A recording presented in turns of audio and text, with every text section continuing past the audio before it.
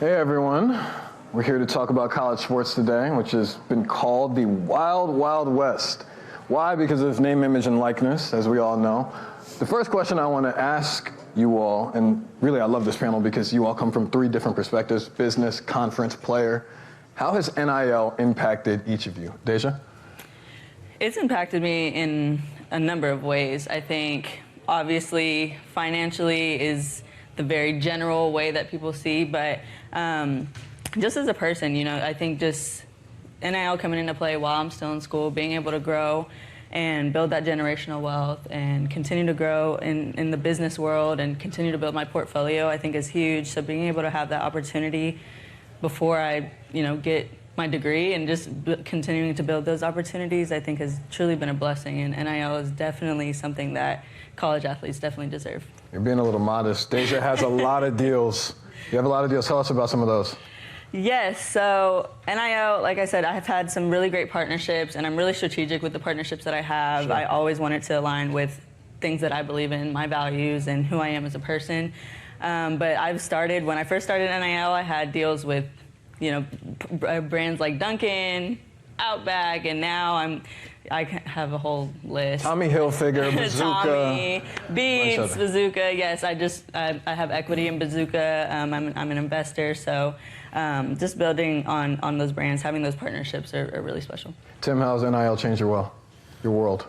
I think it's changed the entire industry. In fact, it's probably something. I always go back to the same story, which is when I was in college and playing football at Rutgers, there was a buddy of mine who lived next door that had the most popular band on campus. And they advertised all over the place, and they made money hand over fist. And if you look at that, why haven't student athletes been afforded the same opportunity? So it's really changed. It's probably overdue. It's changed things. I think it's forced athletic departments to think differently about how they raise money and what they do. Because you'd be saying, oh, we got to raise $100 million this year. Well, now you're focused on bringing some of that revenue into collectives to try to support student athletes in NIL deals, or just attract and retain student athletes in these deals. But I think it's never been a better time to be a student athlete. The way I look at it from a commissioner's perspective is everybody's lamenting oh God, how is this happening? What are we going to do? And I'm sitting there saying, we have failed to modernize the business over the last 20 years, so this is overdue. We need to look at student athletes as our partners now on the business side in everything we do. What Deja's doing is not common, though. I think a lot of student athletes are not spending the time to focus on brands that are consistent with who they are or consistent with their own DNA or what their beliefs are. Sometimes my concern as a commissioner is student athletes are getting distracted by dollar signs and not spending a lot of time really getting into the details of who they're getting into business with. Brittney, you stand in between the students, the schools, and the conferences. How has your world been? Yeah. In touching every aspect of this, right, we really help leaders across the country think differently, strategize, and how to operationalize and really help support the athletes like Deja on campus, right? How are you leveraging your collectives? How can we help you as a leader think through how to generate more revenue to support your athletes? And so for us as a business, it's really been a time of constant growth and change, and we're in an industry that has been ever evolving. And so just working really closely with the leaders across the country and essentially shaping and forming what that looks like so that athletes have the opportunity to continue to monetize and maximize opportunities on campus. Tim, I want to go back to something you said about there's never been a better time to be an athlete. But are there any downsides to name, image, and likeness? There's so many downsides, and that's the thing. I've seen it from all sides. When I was an athletic director at Rutgers, I knew what my job was. It was to look out for the best interest of the institution and our student athletes. As a commissioner, now you're responsible for thousands of student athletes. The downside of NIL is I think it's great that student athletes have this opportunity, but it's a distraction.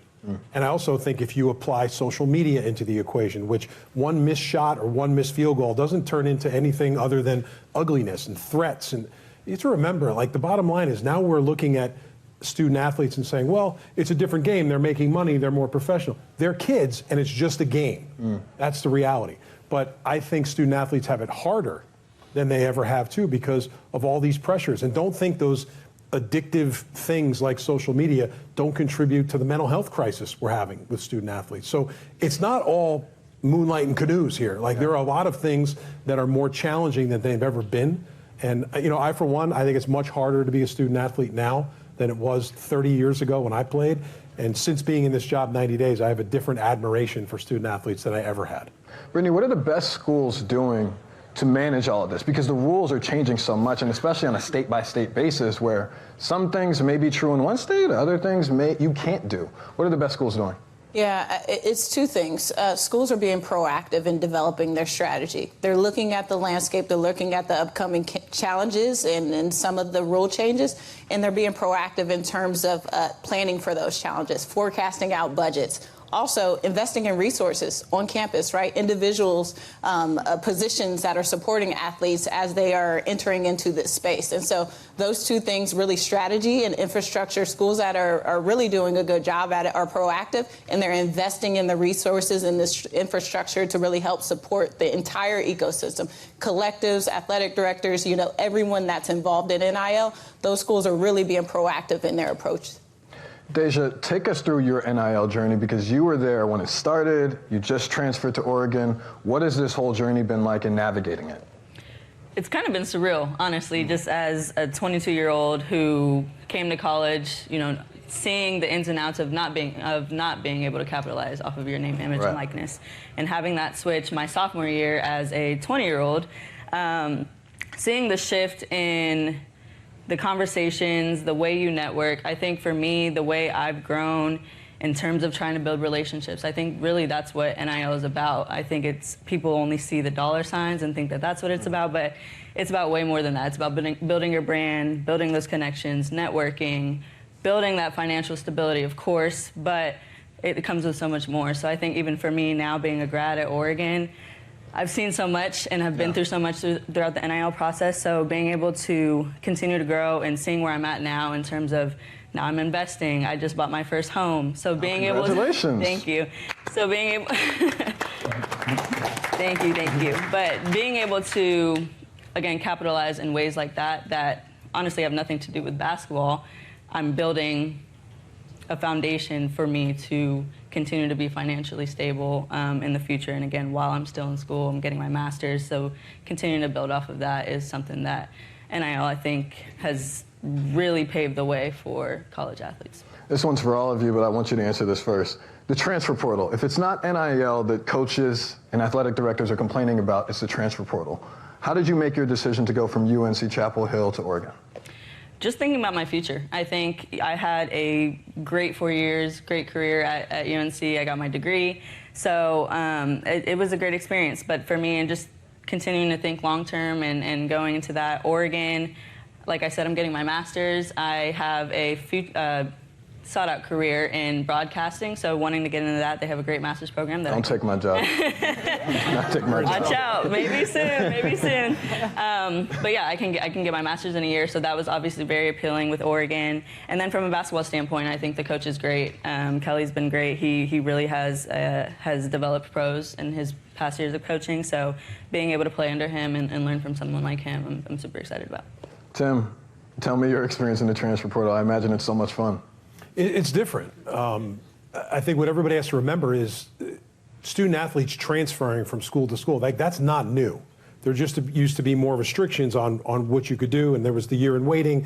I actually think all that stuff forced student athletes to really think about their decision. Now it's a little bit of a freer market. And what's changed is, the reality is student athletes make a decision and make an investment in that school. That school is making an investment in that student athlete the first day. So when a transfer happens after 1 year, what happens on the campuses is they're sitting there thinking about what really happened to my investment.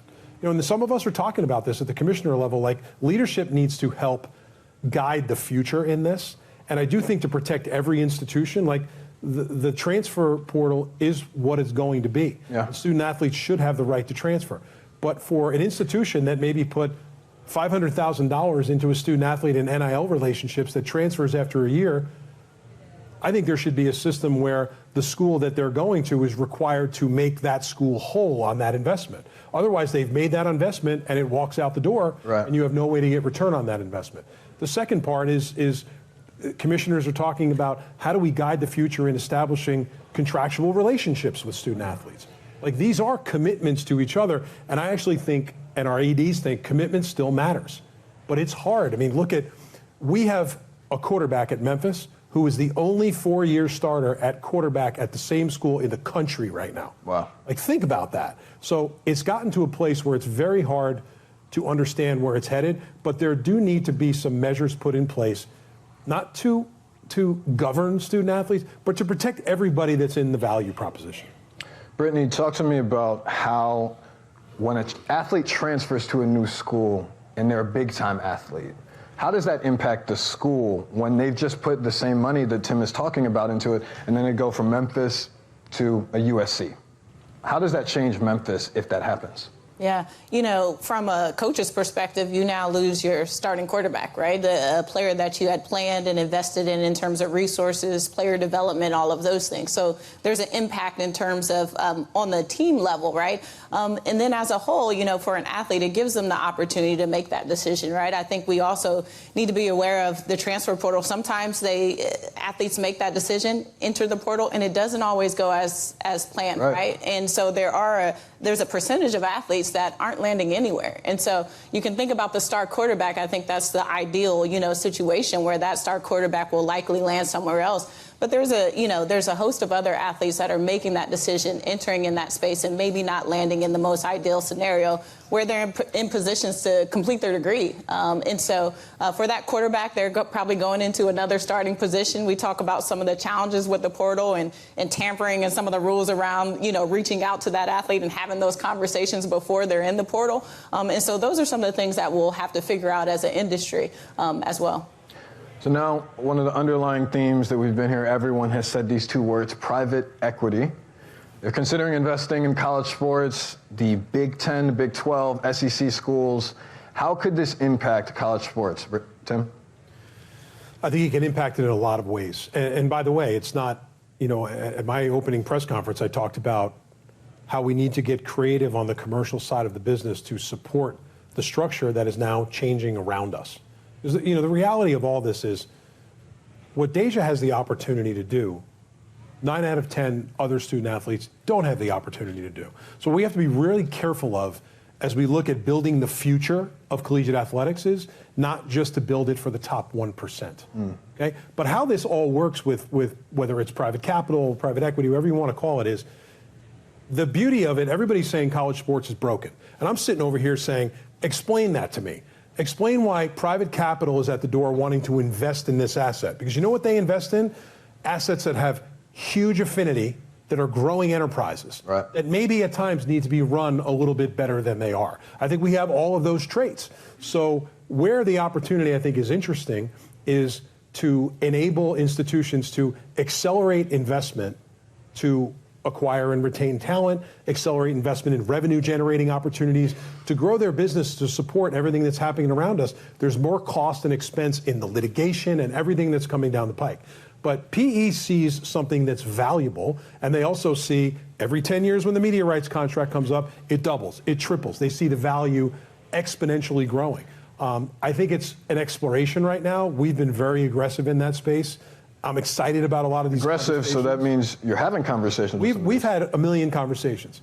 But what I always tell people is our conference is juiced up about this because I've gotten them excited. But what I say to them is, if you're not all committed to be in this conference for the next period of years, no private capital group's going to sit here and invest in you. They want to know that that asset that they bought, at worst, looks like that asset at the end of the relationship, if not better. So I think that's the hill to climb, because conference realignment is sort of that plane circle in the airport all the time that can't be controlled.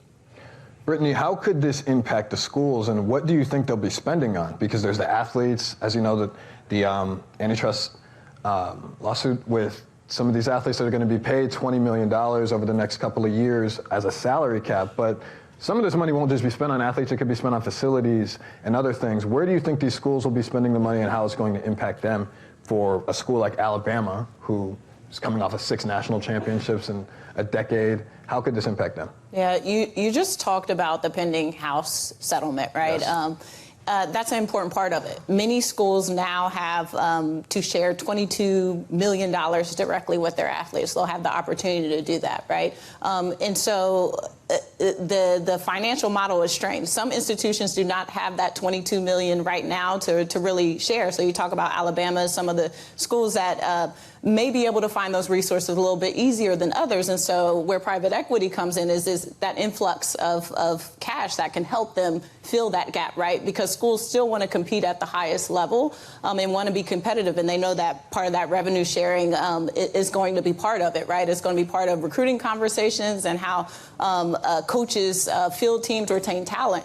And so as you're thinking about that, some of the schools, they don't have as much of a financial strain to find that $22 million, but others do. Right. And so that's where the private equity, that's where the revenue generation, being innovative in terms of creating opportunities to generate more revenue. And that's what PE sees in college athletics, is the opportunity to optimize those revenue buckets. If it's not the wild, wild west in a couple of years, what are you going to call it, Tim? You know, I'm more of an optimist about this. Like, I've never used a moniker like Power Five and Wild West, because I think the media just literally makes this stuff up. Like, all this stuff they say, well, what conference are you? Are you here? Are you? Like, the media is making it up. Like, I know what we're doing, but it's different than everything else. Yeah. What would I call it? I mean, I think it's the land of opportunity. College sports has never had greater opportunity for young people. Like, selfishly, I wish I could get in the time machine and be part of this as a student athlete, because all your eligibility's gone? I mean, unfortunately, yes. It wasn't worth that much to begin with, by the way.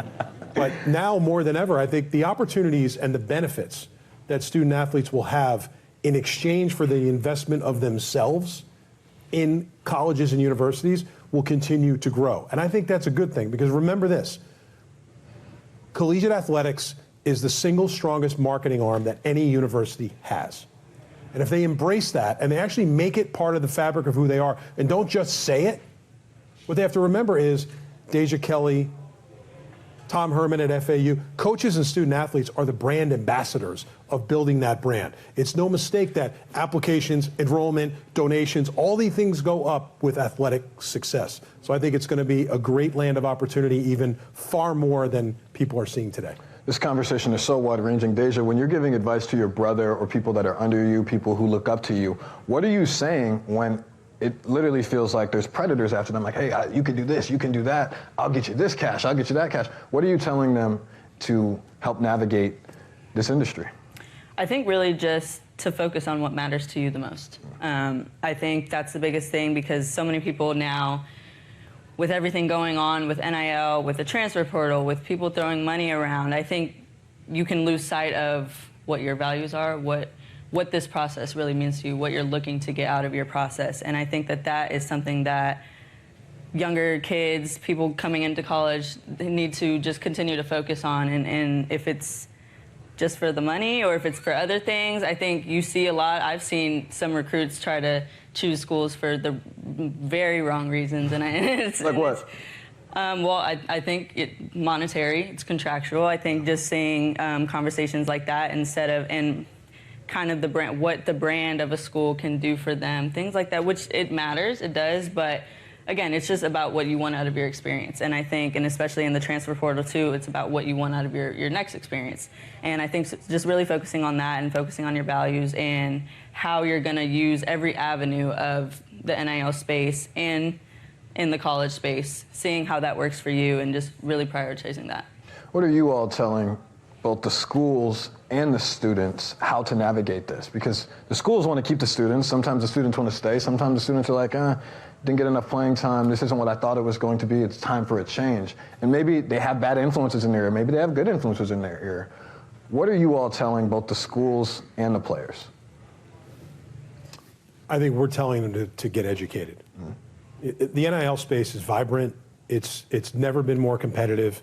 There's not an unlimited amount of money out there or opportunities out there. Like, brands have been paying for audience since the beginning of time. Like, that equation hasn't changed. So naturally you see the bigger NIL deals gravitating more towards student athletes that have reach and have an audience. What we're telling them is, you've missed a step, which is get educated on the impact of all this over your life, not over the next year or the next 3 years. And you mentioned the laws, like the state laws, everything's different.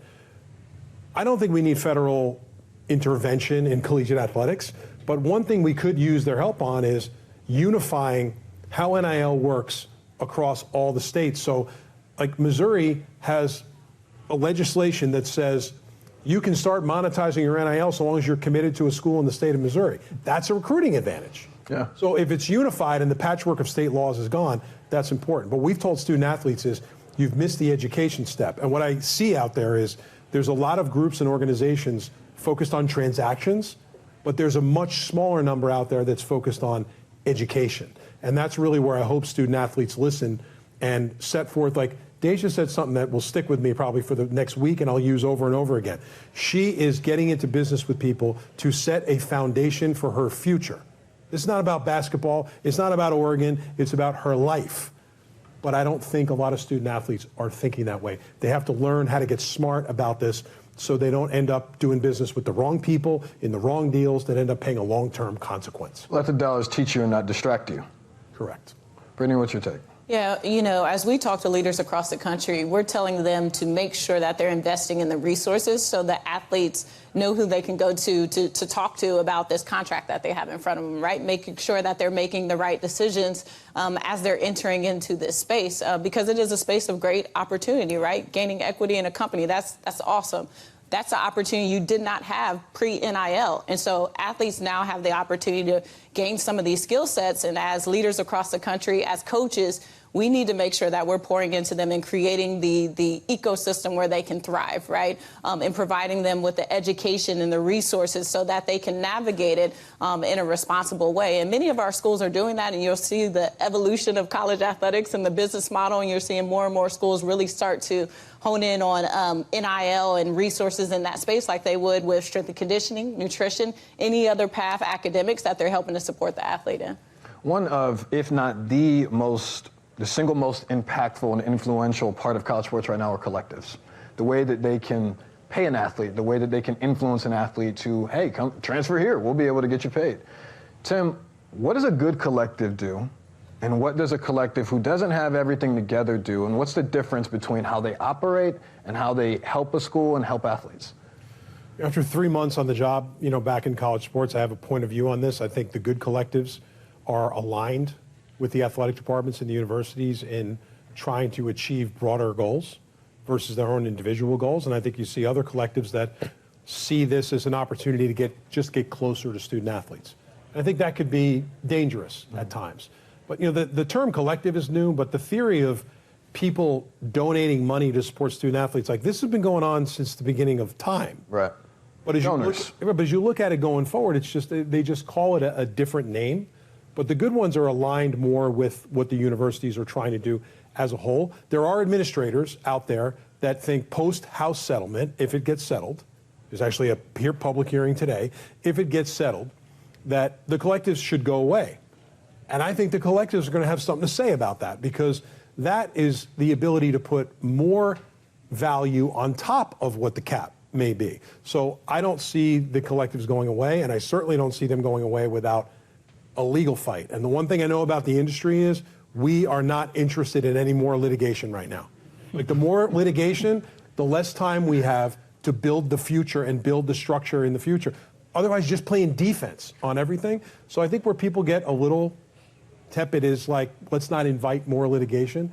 But the reality is like collectives have run the right way, they have brought value to universities. Run the wrong way, they have brought challenges to universities. And I don't think there's any way to unify their approach because they're all run by different people with different agendas.